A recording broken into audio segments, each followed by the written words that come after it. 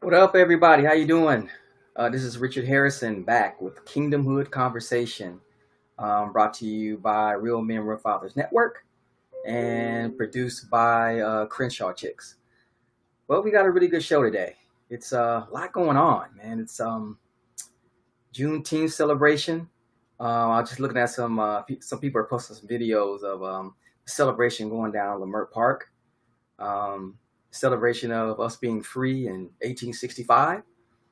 And that is a time to celebrate. It's funny, America celebrates 4th of July, which is 1776. And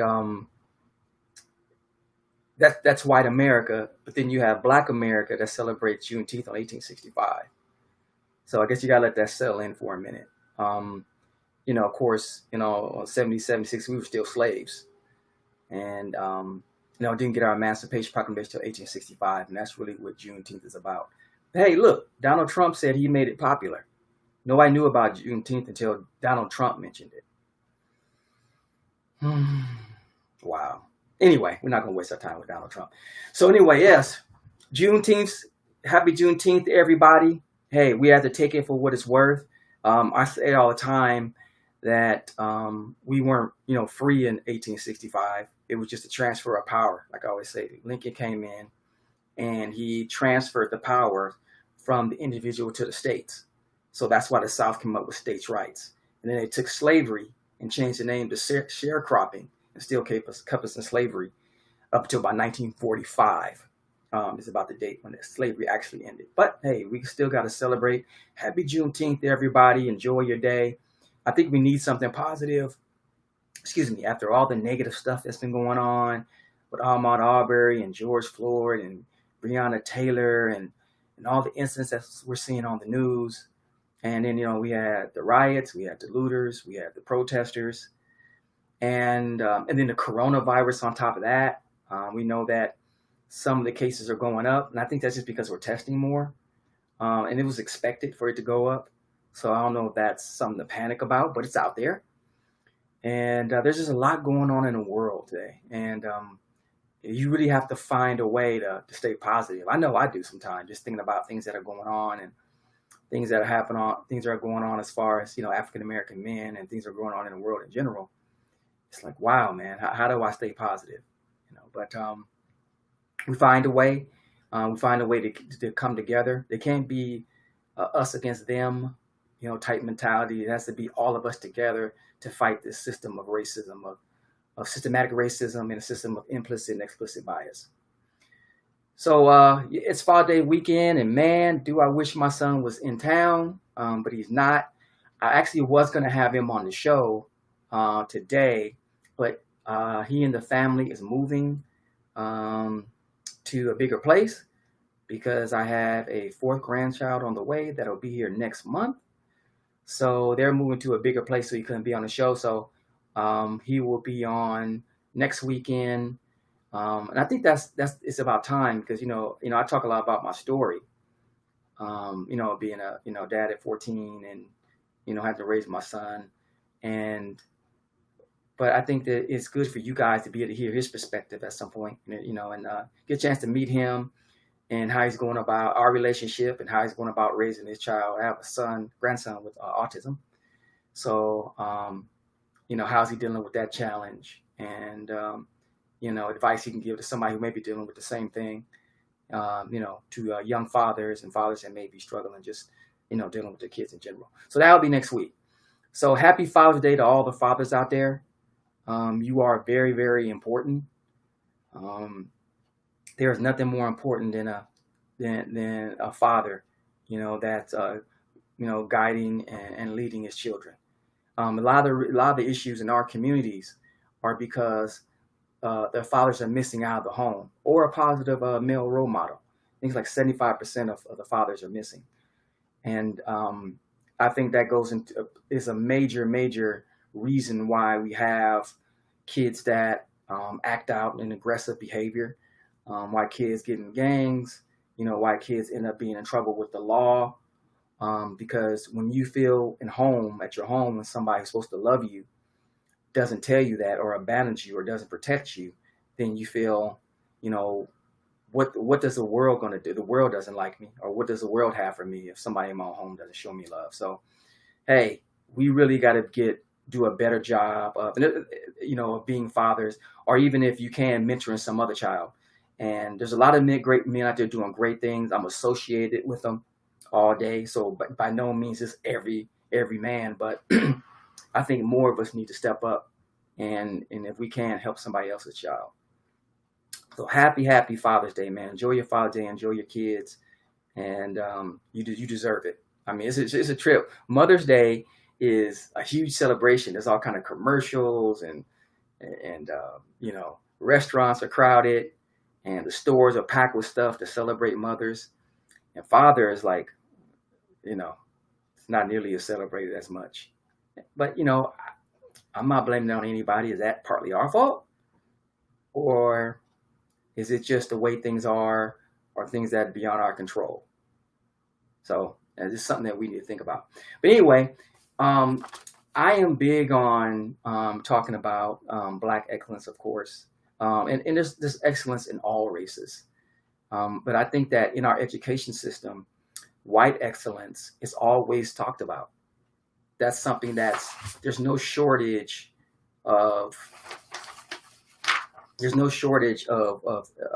our kids learning about, Alexander Hamilton or Jefferson or Washington or a Livingston or Lincoln or anybody else or any of these great white American icons that our school teaches us.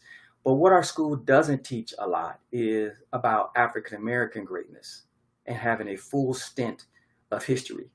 Because I think that you can't have intellectual superiority if you are teaching the full stint of Black excellence. Because, and I always say this, I thought if they taught more Black history in school, then I think that would be a major punch in the gut to racism. Because, look, education systems are grounded in the society that is built within. So if you have an education system that promotes, that promotes white superiority throughout the history, but they don't say anything about Black history other than maybe like a chapter or maybe about Martin Luther King. Everybody knows about Martin Luther King, but people don't know Martin Luther King is a very small part of history. He's extremely small part. There are so many great people that came before Martin Luther King that set the pathway to him. But since he's the most polarized in most recent history, you can't deny it but to talk about him. So our kids saying, okay, we have Martin Luther King, and that's pretty much, he was nonviolent. He went,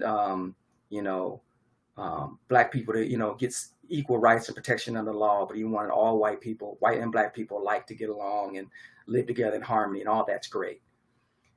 But why don't they give our kids a greater sense of what history is? And I know the answer. That's a rhetorical question. I know the answer. So I think it's us. We have to make sure that we instill. And the reason why this is important, because among other things, if you have suicide rates that are up among kids between 5 and 12, African American boys, that's a huge issue. Why would a kid think about committing suicide at that young age? And the answer simply to this, in my opinion, is that we are not instilling greatness in our children, or whether they're ours or somebody that we're mentoring. And they don't have a foundation, where am I looking for? They don't really have a foundational strength or a self-esteem, a foundation to draw self-esteem from. And so they don't think they're worth a whole lot. That's one reason why I can think somebody would think about that. And then, then that goes into other things and into leading into things of crime and possibly aggressive behavior and going down another route. But if we are teaching our kids greatness as fathers, mainly, because the mothers are doing a pretty good job for the most part that I know of, but as our fathers, if we're sitting our children down and saying, you come from greatness, you come from kings and queens, your people ruled the world for over 600,000 years. And, you're the father of math, the father of culture, the father of tools, the father of religion. You know, you have in arts and crafts and music and dance and all that stuff. Then the kid can have something to draw from. So I decided in this episode, in celebrating fathers, but also to talk a little bit about Black excellence. So you know, during slavery, Black people had created thousands of things, there's thousands of inventions that the African Americans have. But of course, since they were the property of, the product was stolen from them. So, because that's pretty much the way things were. And the white people stole all their inventions. In fact, white people stole everything. I mean, they stole God, changed his name. They stole people. They stole clothes. They stole ideas. They stole culture. They stole everything. And it's not a strike on white people, but this is just the reality of it. Black people invented a lot of things that were stolen. So we can start off with like Eli Whitney in the cotton gin. Okay. Now he's credited for actually creating the cotton gin, but the cotton gin was actually created by a Black man named Black Sam. Now, here's a little evidence of that. White people during slavery, had no reason to create anything as far as work and making it more efficient because they weren't doing the work. But on the other hand, Black people had a lot of incentive to create work, to make their life easier, to stop them getting beaten, stop them getting their families sold. And the real good thing about this, the thing that's so profound about this, is that Blacks created things during slavery time, is that we weren't allowed to read. There were no books. In fact, we were taught a very bastardized version of the English language because a lot of the European settlers that came over here, they didn't speak very good English. And we weren't allowed to see the language written down. Now, just because the Africans were illiterate doesn't mean they're dumb, because they had a very, very complex languages in Africa. So they had a mind that could learn. And then, of course, we come from kings and queens and people who created a lot of things. So they were very intelligent people. But it was almost like Hispanic people come to this country and they're like, learning English as a second language. That was us, except we didn't have schools to go through to learn the proper way to speak it. We had to learn from people that didn't know the language themselves. So that's why they spoke that broken English. And I hear a lot of people, say because they spoke how they spoke that they were dummies. But that's not true, that they were illiterate. And no. They were very smart people, just the way they were taught. So a guy named Black Sam actually created the cotton gin. Now, that could have been a bad thing, because when the cotton gin was created, it made the demand for cotton go up. So Black people had to work even harder. So I don't know if that was a very good invention. The toilet was invented by a guy named J.B. Rhodes in 1899. The toilet. So white people couldn't even take a dump if it wasn't for us. And why did he make the toilet white? I'll let you think about that for a minute. It'll come to you why he made it white. Now, we'll leave that alone. Okay. So, Graham Bell and Edison. Now, these guys are probably in white American history, probably one of the greatest inventors, in white America. They got thousands of inventions. Well, 90% of them they stole from Black people. They were the biggest thieves in the history of man. I tell you, there's an old saying that the only thing that white people created was the patent office, because they stole every damn thing. A guy named Lewis Latimer invented the electric light bulb. And then Edison came along, of course. Graham Bell came along, of course, and stole it. And I got credit for it. Because back in those days, the patent wasn't as elaborate as it is now. So since if you were Black, you didn't have no rights, and you create something, a white man can take it, go patent it, and it's considered his. Or if you were his slave, it was automatically because you were property of. And you had a man named Granville T. Woods who created the phone transmitter. And he actually had to take Graham Bell to court to get his patent back, and he actually won. But I saw this Mazda commercial. Hold up, I'm going to bring my guest in here, guys. But I saw this Mazda commercial a few years back. Hey, guys, I'm welcoming Ron to the show. Ron, you're dark. I am. No, you need to turn your light on. Hold on, guys. I can see your Hold teeth, on. man. You light skinned it. Hold on, brother. Okay. Hold on, All right. brother. I had to bring in my guest Ron, guys.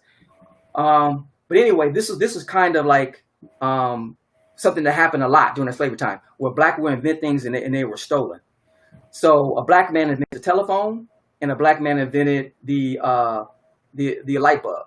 It was just stolen by white people. All right. So in tech, because a lot of areas of people don't know that in tech, that it was a black man by the name of Mark Dean that worked for IBM that has patents on the first computer chip. A black man named Mark Dean, and he was very instrumental in getting and in developing a computer chip that you see in all these computers today that allow us to now to be in this huge computer world that we're in now. And you have a guy who's actually he's considered the father of the internet. Philip Ingonwale was a Nigerian guy. Now he was the guy who actually invented the quantum bits of information that allow computers to communicate with each other. So it's a Haitian brother that actually is the father of the internet. You know, a lot of people don't know that. So this really goes into black excellence, and I think that there's a lot of obvious things that black people created, but there's a lot of things that the American masses don't know that black people have actually done. So, hey, Ron, you got anything you want to say, or you want me to keep going? Keep going, brother. Cool. All right, so sports. Now, think about this, and you're going to be amazed. All right? When you think of sports, you think of black folks. Who do you think of? Or what do you think of? You think of football and basketball and track, right? Because we're fast, right? And you might think of baseball. There are some of us in baseball. But no, do you know where the term black ice came from?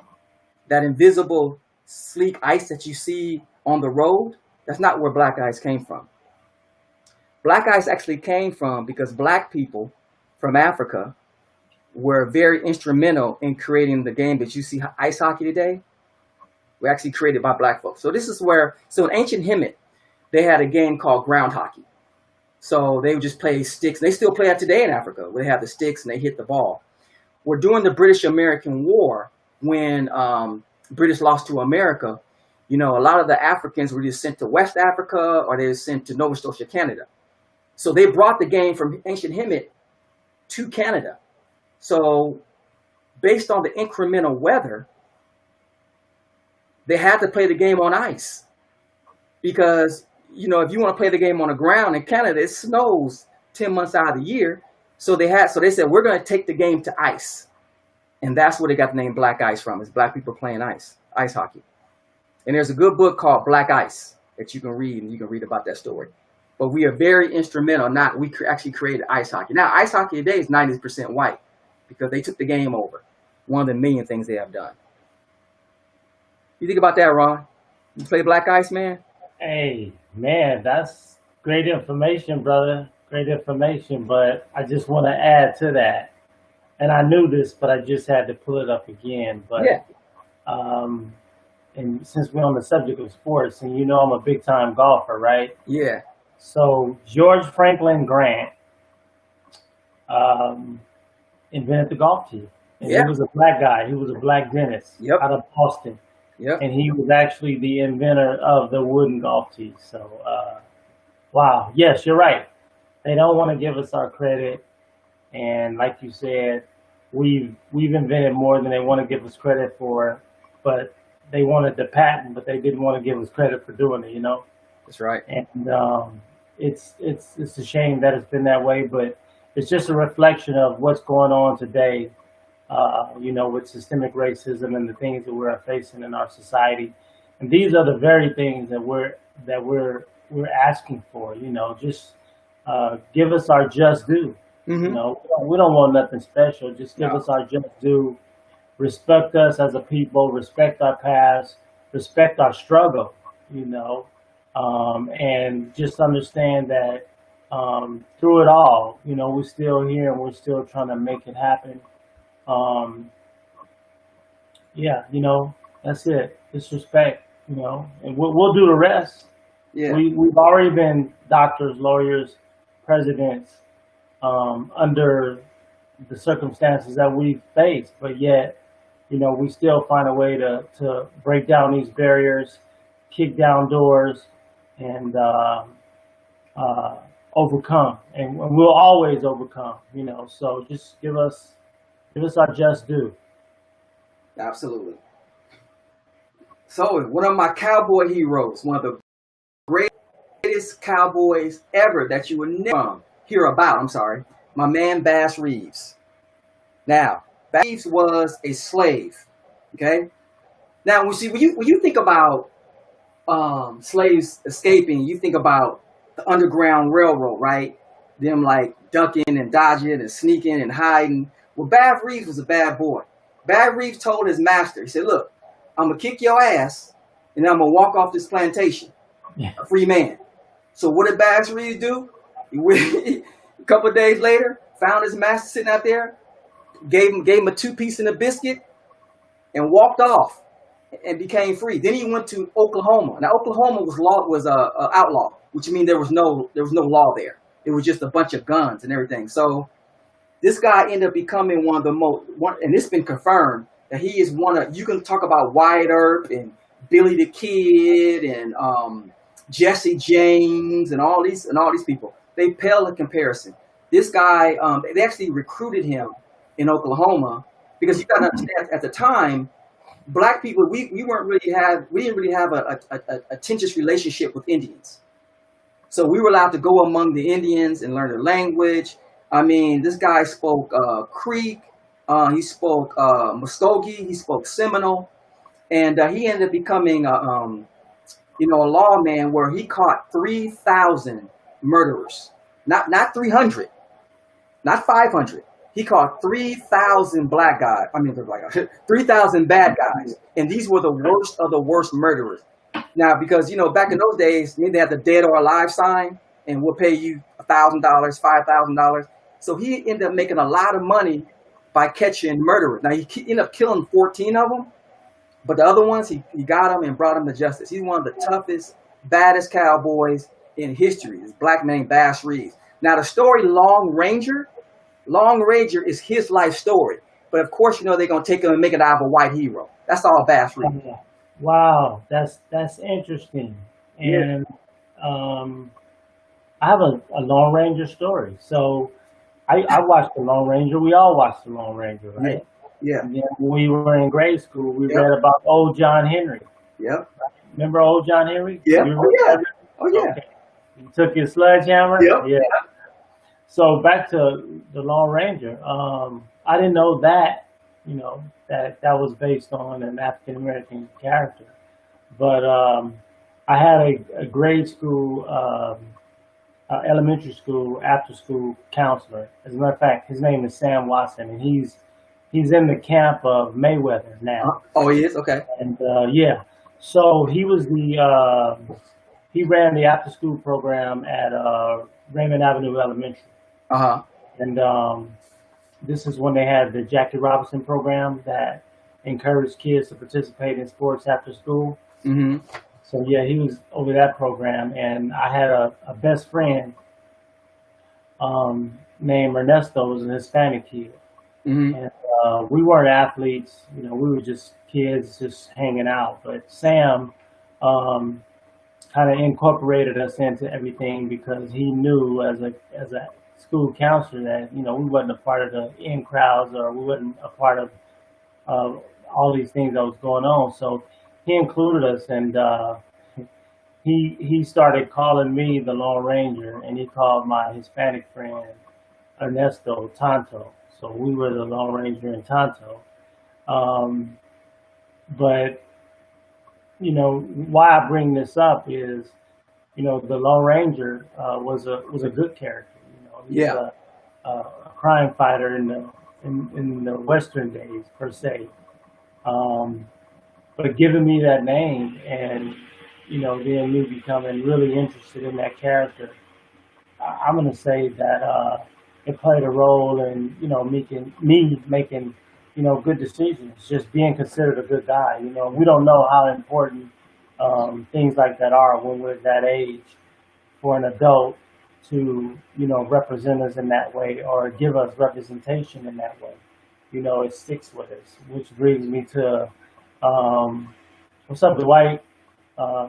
Where we are now. We're on the weekend of Father's Day, and it's time to, reflect that not only in our fathers, but in those men who have stepped out for us and have been a show of support when they didn't have to. Because we talked before, and I always say, it's not so much what you do within your family. Right. That's what you're supposed to do. Right. Where are you extending yourself? In your community. And I know that without men in my community, I probably wouldn't be sitting here today. And it feels good to think back and reflect on, those who were instrumental in my life. Just going back to elementary, Sam Watson, then Rob Martin, who was a football coach at Manual Arts, Coach Chuck Hollis, really made a difference in my life in terms of him trusting me as a football player and as a young man to be the quarterback of his team and gain self-esteem through that process. Because when I got there, man, I was just trying to be, and not only did he allow me to be, but he allowed me to fit in and become somebody in that experience. And then I go to my junior college coach. I was working as a janitor. My junior college coach told me, hey, come play football and you're going to go to college. Quit that job. You're going to go to college. Coach Hyatt. And then when I got to university, Coach 𝐔𝐿. He recruited me, and when I first got there was a pressure situation, a situation that I wasn't comfortable with. So when you're not comfortable in a situation like that, then you can't be your best. But he stuck with me and told me that he believed in me, and from that experience, I was able to turn my athletic career around and just allow that to be a vehicle, for me to continue through life. But yeah, we it's time to celebrate not only our fathers, but those men who have been instrumental in our life as well. Absolutely. So let's kind of look at, that's good, man. I mean, I think we all have, need those men, like you said, and not just in our lives, but somebody who's just a mentor to us to grab a hold. I think we got to follow that message and that pathway where, okay, I raised my son. Okay, now how can I help you? We have got to embrace that type of mentality, man, because Right. we have got to get out of, I got mine, you get yours. Yeah, exactly. And if we were kind of talking about that. I was saying, man, if I can't help you, if I can't help, Dwight or any one of our, our brothers get better, or if I can't help you, improve yourself personally, emotionally, financially, what type of friend am I? Exactly. You bring up Dwight. Me and Dwight was college roommates. Yep. And we both went to Fresno State. But anyway. Yeah, go ahead. Hey, look at the back picture right there. Just make sure you look at that. Do you see it? See that dude right there? I see. Giving him the wiggle. The wiggle. Get ziggy with it. Anyway, just talking about Dwight, man. I was already in college when I met Dwight, and just watching his family. I mean, Dwight has an awesome family. Oh yeah. He has an awesome family. And I mean, these are the most supporting people that I've ever been around or ever experienced in terms of family. Because how I grew up. I grew up in foster care. So that could be a little shaky, but. Being in college and just watching Dwight's family support him and love him the way that they did, even at that age, I was still learning how to be a father, learning how to be a man, and I can remember when Dwight would have games, man, his whole family would show up. I mean, everybody, bro. They was sleeping on the floor. They didn't care. They just wanted to be there in support of him, and that was really one of the first times that I actually seen a black family operate on the same level in terms of the love and support, that they gave their children. And I was learning, from that experience, and based on all the things that I had been through as a kid. But Dwight, he's very, very lucky, and now you know what he's taken that and he's turned it around, and he's doing the same thing for his two girls and his son. Man, he's got a great family now, and he supports his kids now. So it's up to us to teach our kids these lessons in life, about community, about family, about what's our responsibility. And you prepare your own environment, and then you work outward, because you can't leave your stuff a mess and then you work outward. You gotta do yours first, and then you start trying to work outward and do other things with other kids in the community that you see. They may hang out with your kids and you see that they're struggling. What's wrong with talking to them? What's wrong with inviting them over for dinner? What's wrong with allowing them to be in that environment to see how this thing really goes? And that was very pivotal for me. I was learning from TV, The Courtship of Eddie's Father. Remember that show? Yeah. With Bill Bixby and the young boy and Miss Livingston. I learned from that. I think all kids have a idea or a vision in their mind about how they want life to be when they're in situations of struggle. And these things provided another way for me to think, and we have to provide those ways for young kids to think as well. Yeah, I'm gonna bring in the lunch. What's going on, fellas? Man. What's up, man? Yeah, I want everybody. My man Emery Lawrence is on, and glad you can make it. Oh yeah, man. I was, daddy duties, and then hey, man, hey, look, man, it's Father's Day weekend, man. I mean, right? That's priority. Hey, look, your kids are a lot more important than me and this dude here on them, because right. Please. Hey, his kid. Hey, they look better. Hey, shoot. They look better too. All hey, right. I can't see him. Is there a reason why I can't see him? You should be able to see him. No, I can't. Oh, I can see both of you guys. Yeah, I can see. Yeah, I can see both of y'all as I well. can see both. Something wrong. You are, man. Your camera is always ghetto. That's your problem. You always got ghetto technology. Hey, don't hate. I can never get you. I can never get you right. So anyway, fellas.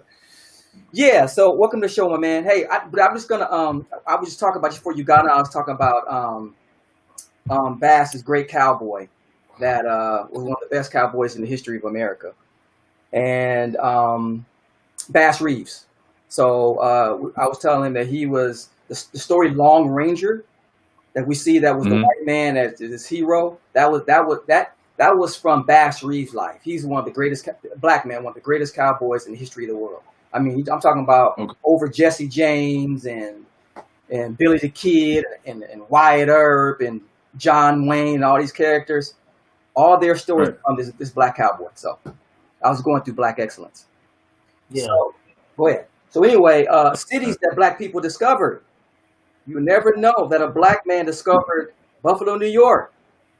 Black Joe Hodges, one of the first African men there in Buffalo, and discovered that city. We all know that this is well known. Central Park was discovered by black slaves in 1827, because that's when actually New York ended slavery in 1827. So New York was a meeting spot, Central Park. It was called Seneca Village at the time, from the synagogue. So it was a meeting part at the time, and it's rumored that area was part of the Underground Railroad, because if you remember, during the 13 colonies, one of the biggest slave places was in Brooklyn, New York. It wasn't Alabama or Mississippi. One of the hugest plantations was in Brooklyn, New York. And so Central Park. So of course, in 1857, they kicked everybody out, claimed eminent domain, and they took it from us. But it was Central Park was discovered by African Americans. Y'all believe that, man? I just recently heard about that as well. And, Yeah, they did kick us out and I turned know it into nothing prime about that. property.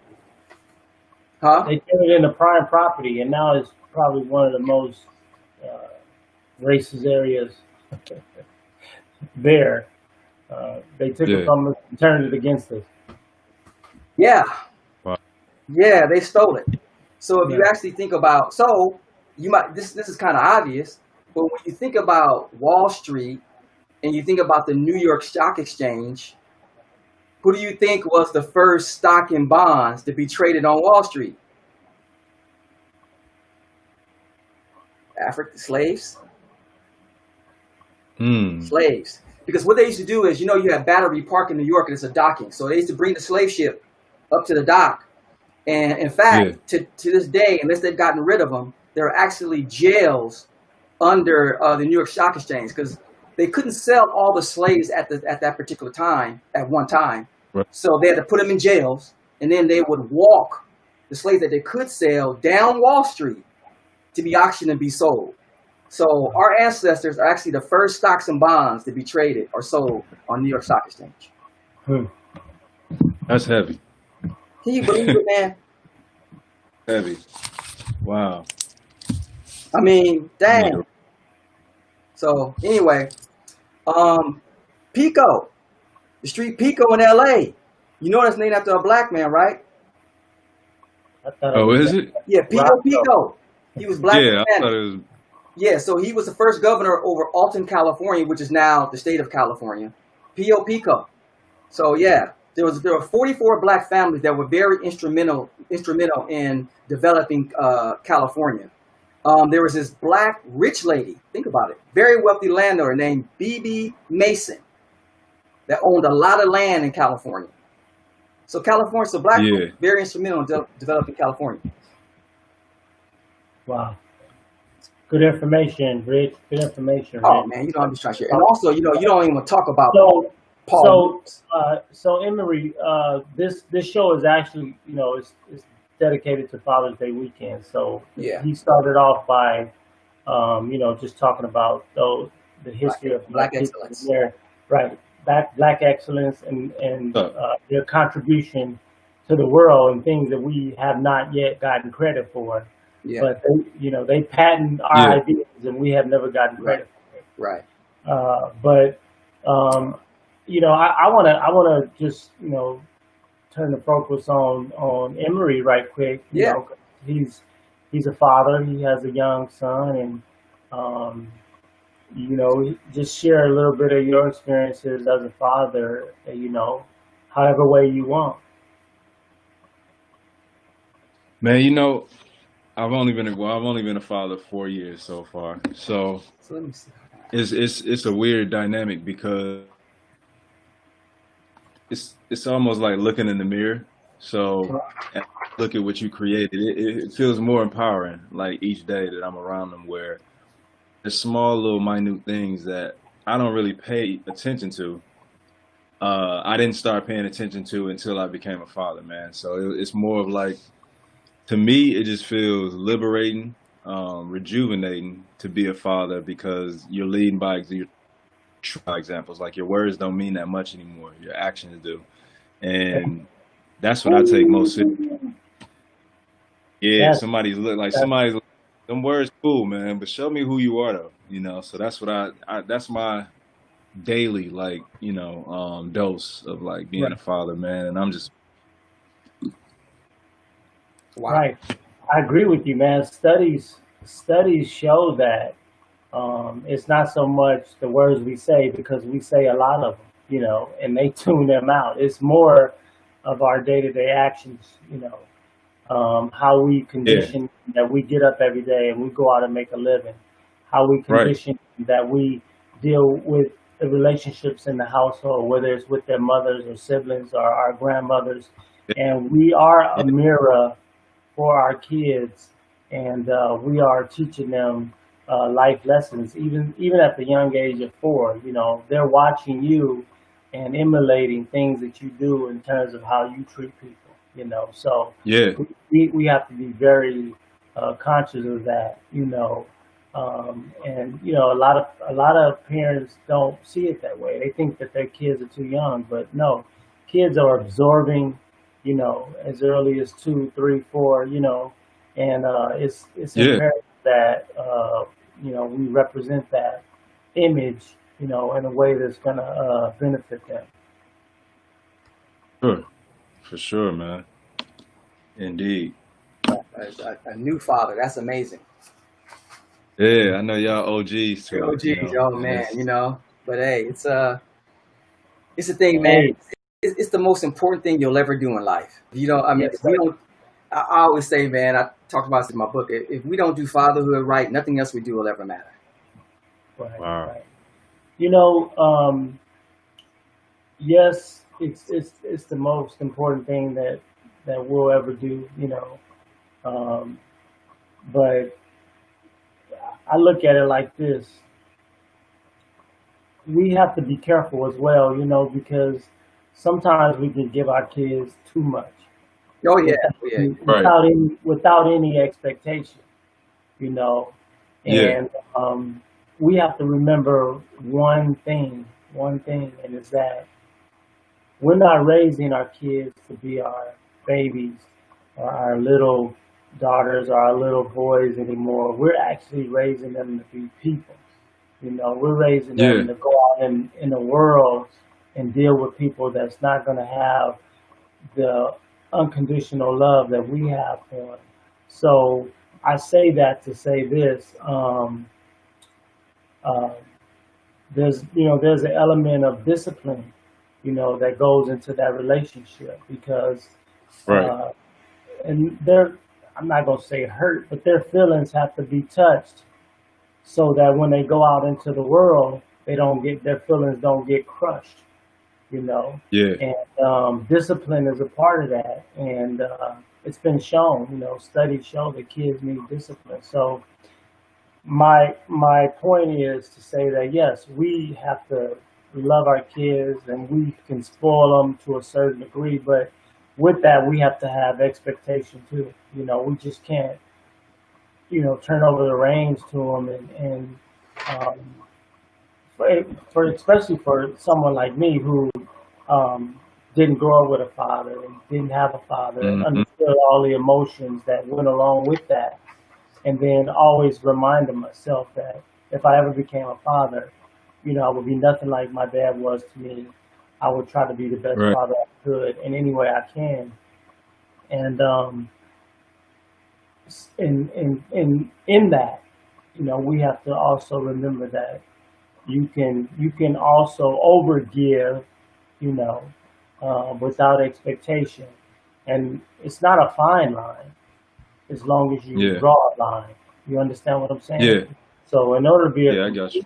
a complete father, it's not just about what we're giving, it's what we're teaching and having expectation, I mean, that's just my thoughts. I don't know what you guys think. I think you're No, strong. Yeah. I mean Well, that's game for me because I mean I grew up without a father too, so I thought it was gonna be a challenge being a father without having one growing up for myself. So that makes a lot of sense what you said, man, and just pressure for them in the world, and that's the main thing I think about, as I exchange words with him daily and show him, who I am, and show him what the world is and who he's supposed to be, and be strong about it. Mhm. right, right. Yeah. I mean, I think that's important. I mean, because we're bringing them into a world where it's a different dynamic raising a black boy in this world than of course we know than it would be if he was a white kid, because there's all Yeah. those other factors that he has to deal with as a man that other kids are just going to deal with. Like, I was raising my son. I had to really sit him and school him on how when you get pulled over by a police officer, this is how you act, this is what you do. You know what I Right. mean? And we had to go through the scenario, and I never forget. It was actually him and I in the car together, and we got pulled over by a cop, and for some reason the cop made us get out of the car. So I just told my son, I said, "Look, man, just you know, we've been through this. So Be cool. just be cool. Don't raise your voice. Don't escalate anything." So it was so funny. it was like the cop wanted to talk to me, and the cop was actually really nice, so it was not a bad situation. The worst situation that I experienced with cops, he wasn't there. Thank God for that. But the cop was trying to talk to my son, and my son would not say a word to him. He said, "What's your name, son?" My son was like, "You okay?" That son wouldn't say a word, boy. He would talk to him at all. I was like, "Oh, you got it, Wow. right?" Because I told him, the only thing when your cop pulls you over and you're in a situation, by law, you give them your name and tell them who your daddy is and tell them to call your daddy. That's all you do. Don't raise your voice. Wow. Don't battle back. Just tell them your name and tell them who your daddy is, and I'll be there. Right. My son, he's 26 now, and it's funny you were talking about that conversation. Well, my son decided he wanted to own a BMW, so he bought him a BMW. Yeah. So I asked him. I said, "So you got a BMW now?" I said, "So what's your conversation with the police that pulled you over?" And he says, "Oh, I'm not gonna get pulled over." I said, "Yes, you are." I said, "So, let's talk about those dynamics." And this was, of course, after we've gone through the situation with Floyd and all the other situations that's going on around the world. So basically, what I did was I just took him through that process of being pulled over, and I tried to give him the reverse psychology of it, like what the officer's looking for versus what you're thinking. The officer's looking for the most safe situation he could possibly be in, and I told him about pulling over, turning the car off, rolling all the windows down, putting your hands outside the window so the officer can see your hands, and just listening and not making sudden movements, and more importantly, not taking it personal. Allow the situation to work, allow it to work through, as opposed to feeling like, oh, he just put me over because I'm black. Hear him out. Have a sense of calmness so you can think. Because if you get emotional and you get angry, then you're not going to be able to fully communicate or give a side of calmness in which there's going to create calmness in both situations. And the last thing you want to do is put an officer in a situation where he doesn't feel calm or he doesn't feel safe, and it escalates to something that it really shouldn't be. And I'll just say, I'd rather you work through the situation as opposed to getting that other call. Yeah. That 911 call, that ambulance call, or whatever the situation is. You can deal with the backlash of what went wrong later if you're here. But we just saw the gentleman who was pulled over for DUI, and he gave the officers, actually he de-escalated the situation in his conversation, and they escalated the situation, and he ended up losing his life. So, as young black men, we need to know that these things exist. And we do know that they exist, and the question needs to be asked, okay, so now what are you going to do, when you're in this situation? Are you going to escalate the situation, or are you going to maintain peace and calm and try to, work through it so that it's beneficial for you and your family? Because that's what's important. Right. Yeah. That's real. That's awesome. All right, so I got one more point. Well, I got a lot more points to add. We got time. So look, black men, okay, you have to understand, okay, I'm lighting the mood here a little bit. You have to understand the subliminal message that the movie King Kong is giving you. Y'all know where I'm going with this? Oh, okay, look. Now, King Kong came out. Now, I watched several movies, this King Kong, with the big black ape risks his life for the white girl. Okay, that's just what it is, right? So I was wondering, why is it that they have a King Kong that's an animal that lives in the wild in New York City? Ain't no bananas and trees in New York. So what the hell you got a monkey in climb up? Ain't no monkey climb on no inside to get no white woman. What the message was, Jack Johnson Jack Johnson had the worst jungle fever in the history of Negroes. I mean, I mean, he had to have him a white girl, right? I mean, it was like, I mean, he got busted for taking her across interstate lines, and it was illegal for a black man to date a white girl. So he was able to date white women, and then whoop a white man's ass without getting lynched. So he was living his best life, I guess, at the time, right? But what they would do is every time Jack Johnson would beat beat up a white boy, they'd lynch, 4 or 5 black dudes. But the message behind King Kong is that it was all centered around Jack Johnson risking his life for the white woman. That's where King Kong came from. So we should not be watching King Kong. Okay? Don't watch King Kong, because it's about a black man risking his whole life disabled. And you see the white girl, she's angelic, and she has the white clothes, the white dress on, and the big black hand reaches in. y'all got to pay attention to the message, man. And I figured this out. So I just want to share with y'all. Look, that's not black excellence, okay? Now, I'm not saying you shouldn't be with somebody outside your race. I'm not saying that at all. What I'm saying is the way Hollywood portrays us is something that we really got to be conscious of, because you can't be excellent in black and allow Hollywood to portray you as a beast. That's going to risk your life for whoever.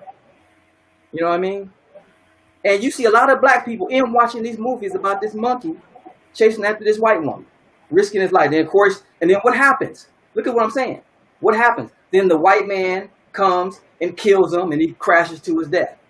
How many times that happened in real life? Look what happened to Emmett Till. It's a relic of what the movie King Kong is portraying. A lot of black men have lost their lives because a white woman said that he raped them, he touched them, and then he gets lynched. Right.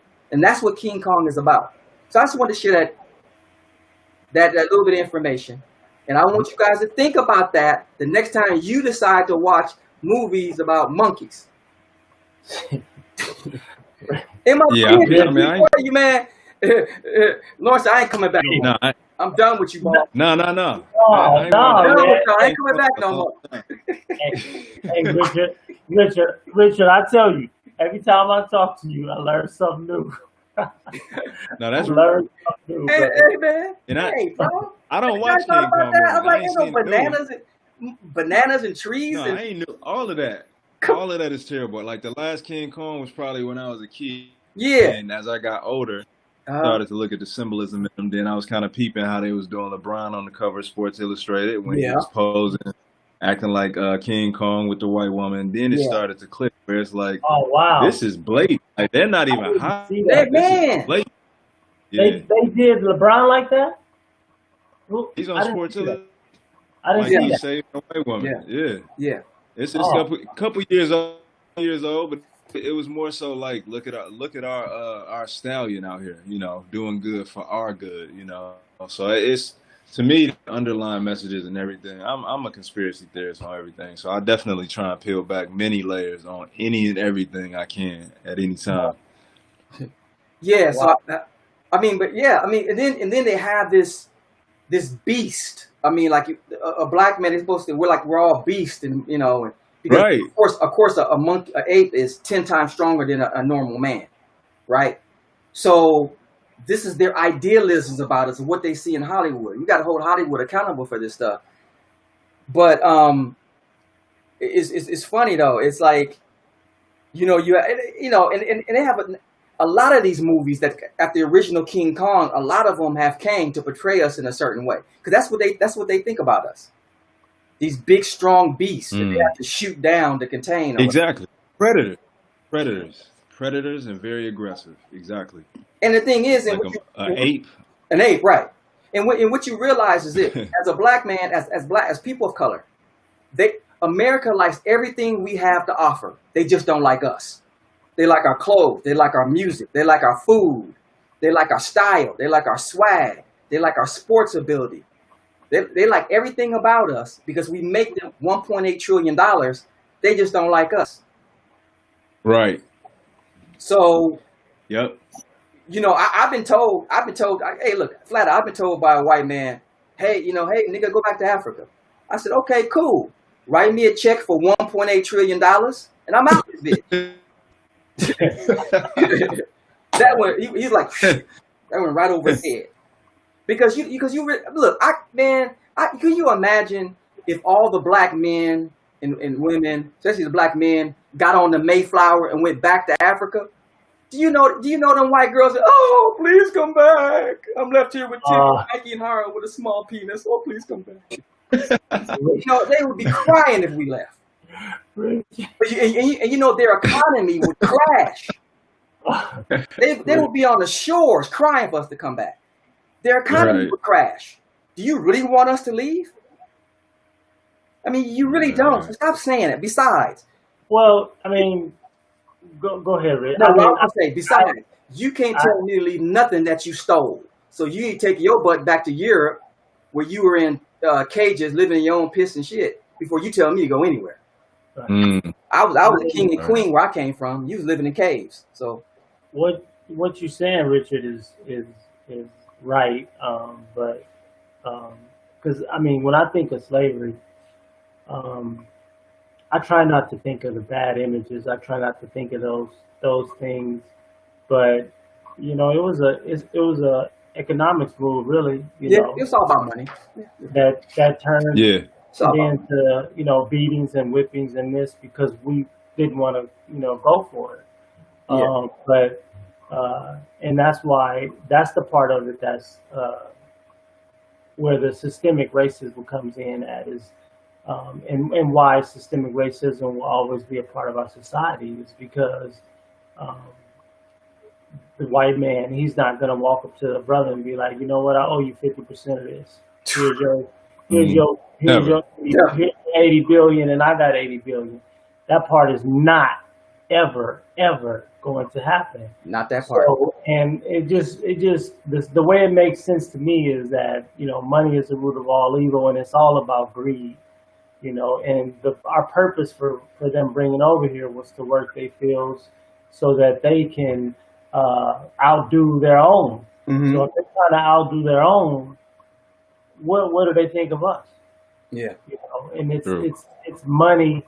Money is behind this that turned into evilness and hatred because we realized and understood what this was about, and I'm sure there were slaves like, no, this ain't right, and that's where the repercussions came in terms of how they treated us.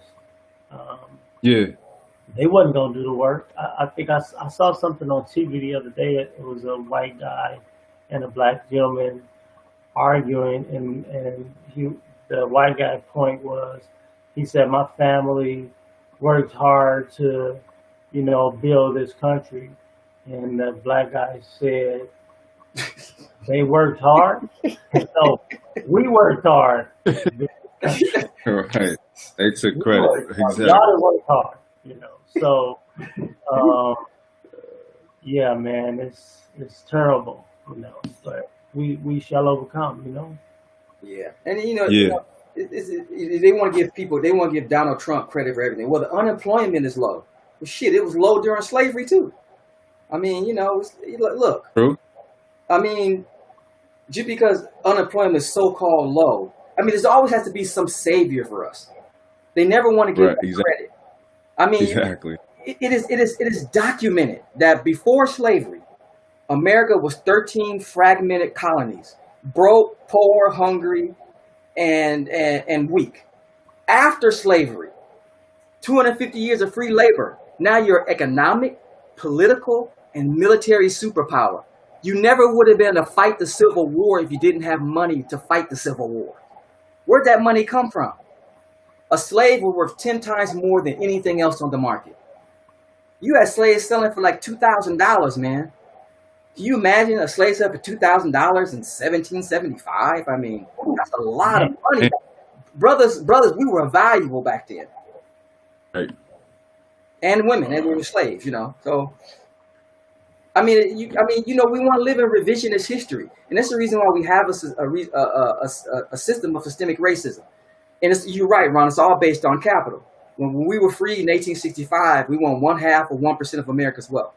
2020, black folks own 1/2 of 1% of America's wealth, but we inject 1.8 trillion into the economy. That's not their fault. That's our fault. That's our fault. But why tell my white friends that try to tell me that they worked hard? Maybe they did to get to where they are, but you have to understand that you had de jure segregation and de facto segregation to help you build wealth. The government gave you loans, land, and property. So 62% of America's wealth is built off real estate.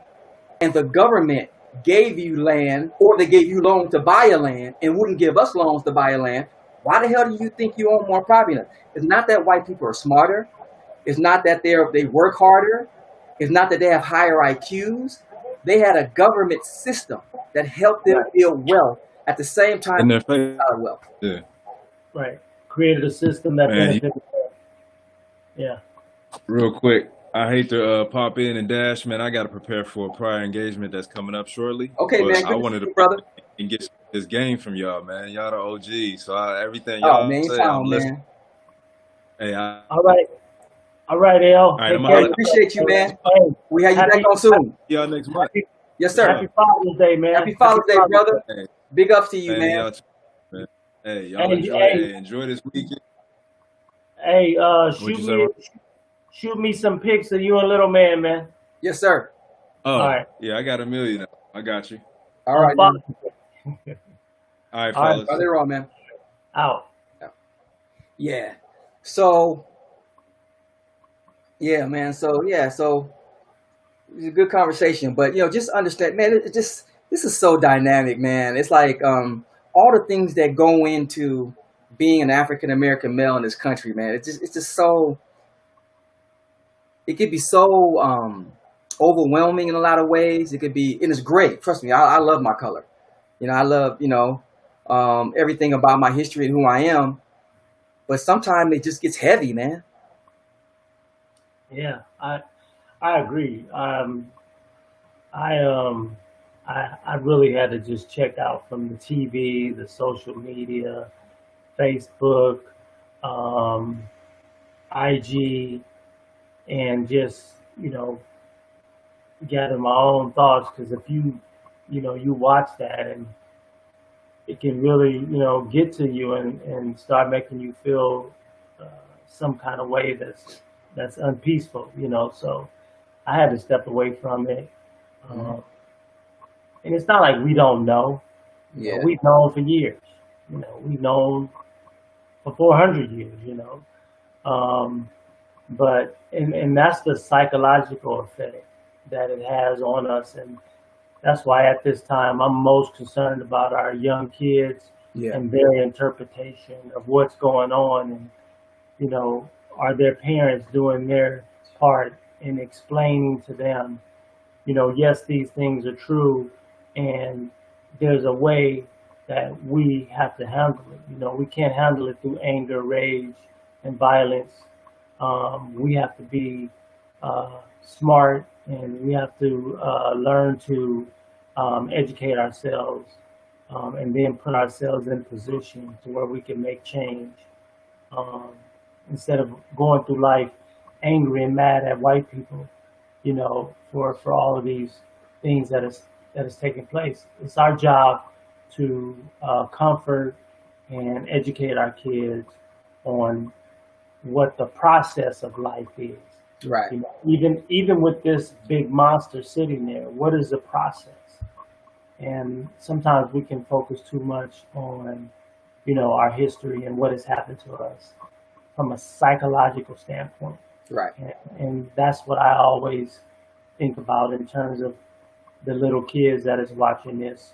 Are your parents talking you through this, or they just letting you form your own opinions, which can be devastating, Yeah. And you're right. I mean, we reflect to learn, just so we don't, repeat our past failures, and then we go forward to get better. We go forward to grow. Absolutely. Right. Absolutely, my man. Right. I mean, here soon at some point, the healing's going to begin. Yeah. I mean, everybody. Well, the big companies, they have already come out and made their statements about, we, like the NFL, we should have listened, we should have did this, but you know what? Those are just words. Like, what are you doing as a major bank? Yeah. Right. Are you adjusting the way you hand out loans? Are you, do you have a commitment to invite those people back that you turned down? Those people that have jobs, and because their credit score wasn't what you thought it was, or because they didn't have a certain amount of money here or a certain amount of money there, and because in that box when it says African American, they check that box. That gave you, it was a combination of things that gave you a reason to push their application to the side and pick up somebody else's box who didn't say African American. Are you going to change those things? Are you going to, like the NFL, why aren't there more black coaches in the sport where a large percentage of the players playing that game are African American? Are you going to allow that system to represent both sides, in coaching and players? Baseball is probably one of the whitest, sports, in the history of sports. What are they going to do to change that look? Are you going to put people in the front offices? Are you going to do more recruiting for black players? Are you going to create programs in communities that would support an African American community like South Central in baseball? I mentioned earlier, like Jackie Robinson. Those programs need to come back to our communities because that's where it starts. Our communities need those supports, whether it's in science or sports or education. We need those programs in our communities to facilitate that change. You can't just come out on national TV and say you're going to make these changes, but yet underneath you still look the same. Yeah. Yeah, we need a direct injection of cash into our communities from the government. That's the only thing. Like you said, the other stuff is we hear you. If they're not gonna put it in our hands, put it in the community. Yeah, put it in the community. Yeah, you gotta give it to no individual, but definitely put it into the community, and then let us. But that's the only way, because at the end of the day, it's money talks, and the rest of this stuff is just you hear me, you understand. Okay, then show it, and you show it by, and not only just injecting cash. That's one step, but the ultimate step is you have to be allowing African American people to control the sport that they're in. Yeah, they're players, but they don't own nothing. It's all about what you own and control. There are no black NFL owners. None. No black Major League Baseball owners. None. One in basketball, Jordan, but he got a team that really nobody really wanted. I mean, he got it because the opportunity was there. But will you see a black man own the Lakers, the Celtics? I'm talking about the Cleveland Cavaliers, some of these big prime programs. Well, I mean, not even ownership. I mean, allow us to be the team president. Allow us to be, to run recruiting operations. Allow us to be your community outreach person. Allow us to speak on our issues openly and create a funding system that supports the issues that we're speaking on. There's a lot of things that they could do differently, and ownership is one of them. But I think the impact that by placing people within these organizations that look like us, that think like us, that understands our struggles, and allowing them to speak openly about the issues that we face and try to create programs that they fund. I mean, because they make look, if they signing me for $7 million, they are making $1 billion. Yeah, exactly. Come on now. So yeah, exactly. they give away a lot of money, and they have a lot of money, and they need to start funneling some of that money back into these programs that support African American growth. Absolutely. I mean, I bet there's no black-owned restaurants within any of these stadiums. I've never seen a soul food place in Dodger Stadium or in the Coliseum or anything like that.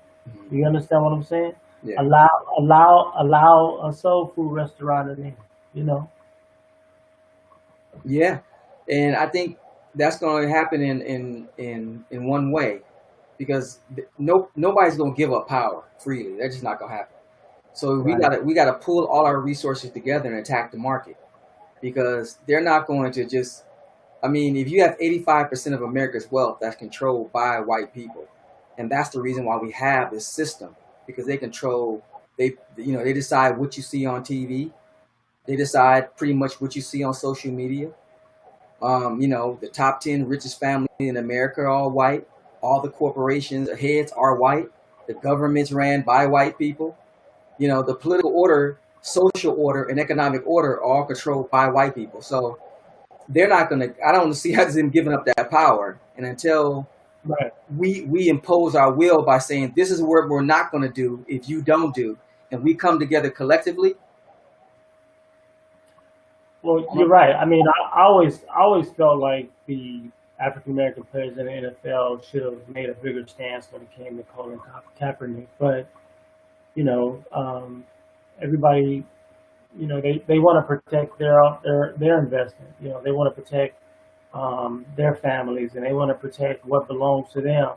And I really felt like even after this thing came out with the NFL players with Malcolm Jenkins and them actually speaking up, that was awesome, and it's good that they finally did that. But why didn't they do it earlier? Why didn't they do it when this Kaepernick stuff first hit the table? They had conversations, but social media is a big, big, big tool, and it's a difference between going in the office and talking to the NFL owner behind closed doors as opposed to calling him out in public, because now he has to answer to everybody. And I think by them sending out those videos the way they did on social media, he had no choice. He had no choice but to step in and change his thoughts on everything that he had did with respect to the Kaepernick situation. And it's amazing how Kaepernick specifically said this is about injustice, and they made it about the flag. And they were pressured into that situation by comments that our current president made, and they stuck by those comments. And as a result of it, now they had to stick their foot in their mouth, and they're looking like the trash that we knew they were. But I just thought about this thing with Juneteenth that the president said, "I made it famous." Wow, this guy right here, man, this clown. It's terrible. You know what?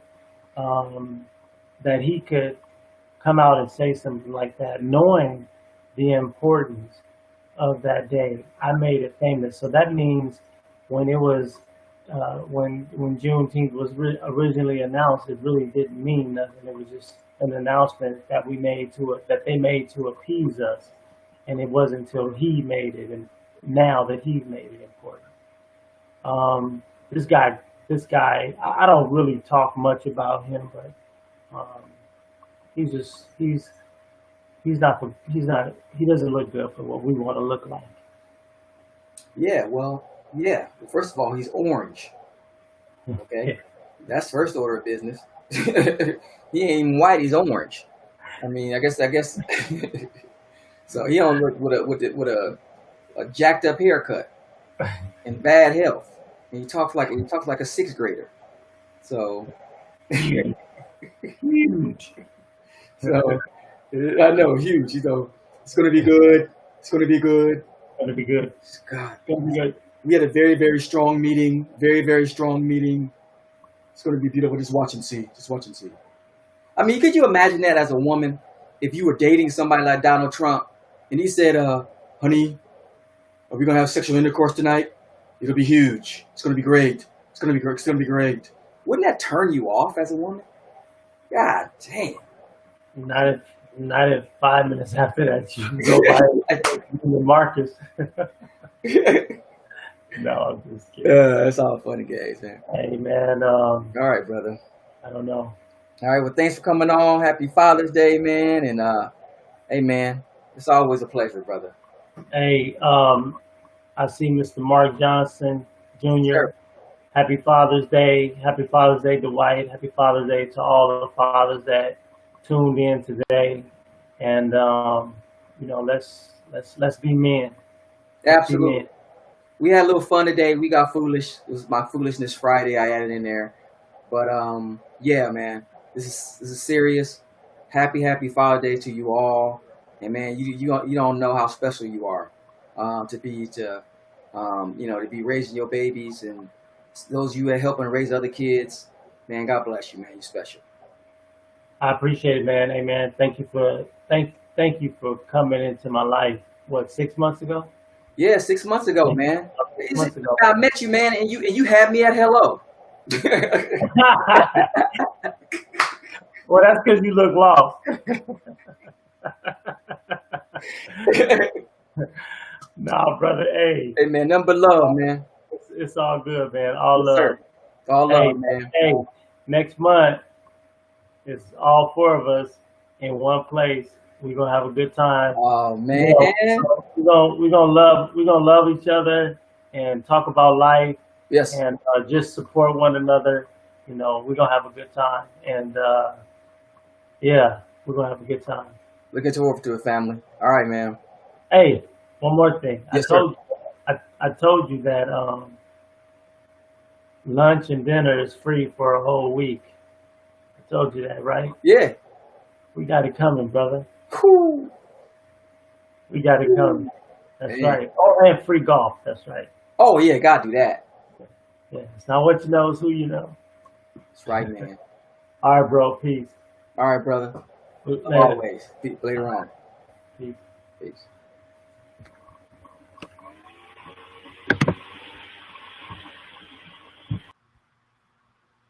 All right, guys. Thanks for tuning in. It was kind of Foolishness Friday, but had some jokes there, some laughs, because my show's always pretty serious. So I kind of wanted to lighten up the mood a little bit. Everything I was saying was true, but I just added it. You know, we want to laugh about some of this stuff. But yeah. So once again, thanks for tuning in to the Kingdomhood Conversation. We do this every week, and we're just trying to do the best we can to reach out to people, encourage, learn, and grow, and become better for all of us. It's not just a black thing, it's a white thing, it's an Asian thing, it's a Latino thing, because we all have a collective responsibility to ensure that all of us can live in this country safely, freely, and without systematic racism. God bless you all, and we will see you next Friday.